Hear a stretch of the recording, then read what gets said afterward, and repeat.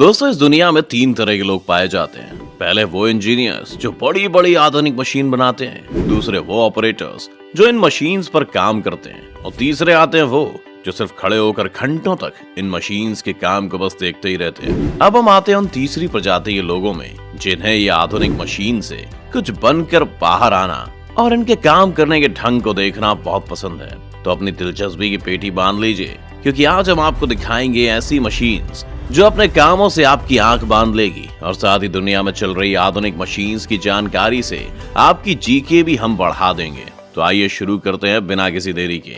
Vacuum forming machine. इस list में सबसे पहले नाम आता है वैक्यूम फॉर्मिंग मशीन्स का। इस मशीन को बच्चों के खिलौने, शो पीस, गाड़ियों के कई पार्ट से लेकर प्लास्टिक की चीजों के कई आइटम्स बनाए जाते हैं। ये मशीन किसी भी शो पीस के आकार को बना सकती है। उसके लिए सबसे पहले जिस आकार और शेप का डिजाइन चाहिए होता है, उसको या उसकी शेप का कोई नमूना इसके अंदर रख दिया जाता है। आपको बता दें कि यह नमूना यहाँ पर थोड़ा गर्म करके रखा जाता है। फिर एक प्लास्टिक की शीट को रख दिया जाता है, जिसको भी एक उचित तापमान पर गर्म किया जाता है, जिससे वो पिघले भी ना और इतनी भी नम हो जाए कि किसी भी शेप में आ सके। और जैसे ये काम हो जाता है, नीचे से वो नमूना इसके अंदर आ जाता है, जिससे प्लास्टिक शीट उसकी शेप ले लेती है और वैक्यूम से इनके बीच की हवा निकाल दी जाती है। अब आप बताइए, क्या आपका मन नहीं कर रहा है इसको बस देखते रहने का? मगर चलिए अब आगे चलते हैं। अभी बहुत सी मशीन्स हैं। Cookie cutter machine. आइए एक और मशीन देखते हैं जिसका काम आपको रोचक लगेगा। यह है कुकी कटर मशीन।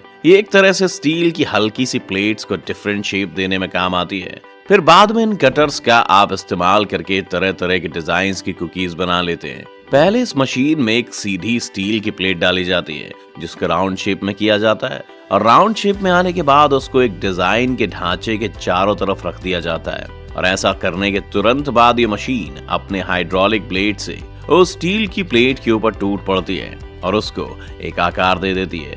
इससे कई तरह की शेप्स बनाई जाती हैं। आप खुद ही देख लीजिए। Water tank making machine.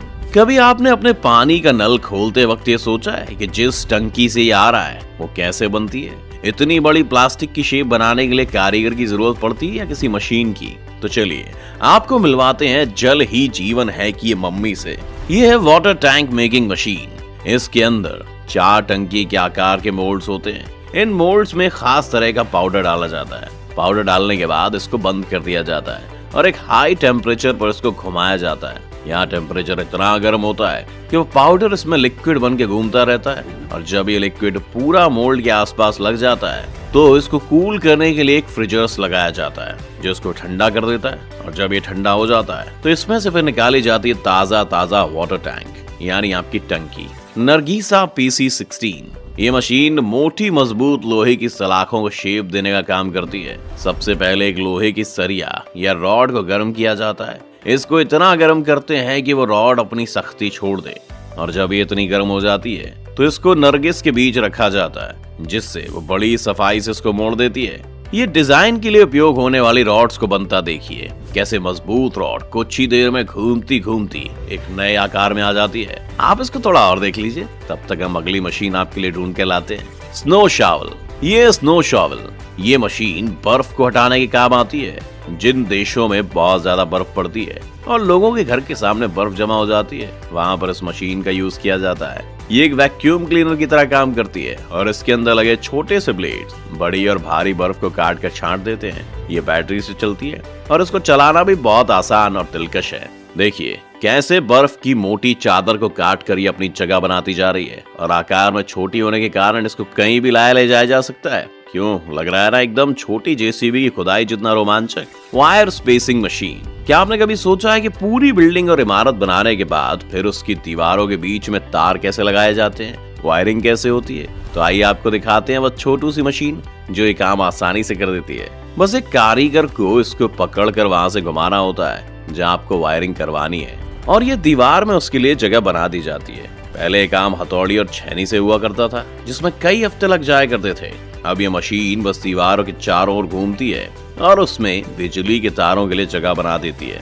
देखिए कैसे एक बनी बनाई बिल्डिंग में ये मशीन स्पेस बना रही है, और जब ये अपनी स्पेस बना लेती है उसके बाद इस जगह में फिटिंग पाइप बना दिए जाते हैं और फिर इनमें से वायर्स डाल दिए जाते हैं। Chain making machine.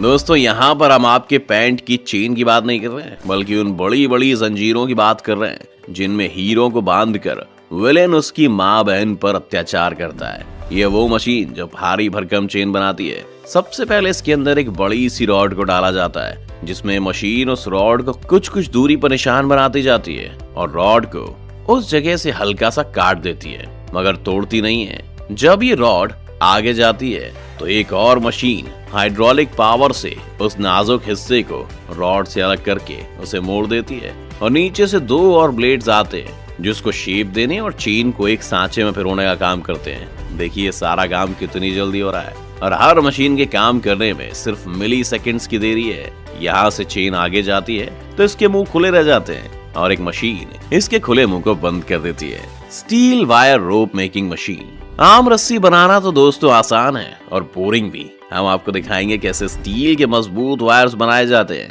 देखिए बड़ी विशालकाय मशीन बनाती है स्टील की रस्सियां।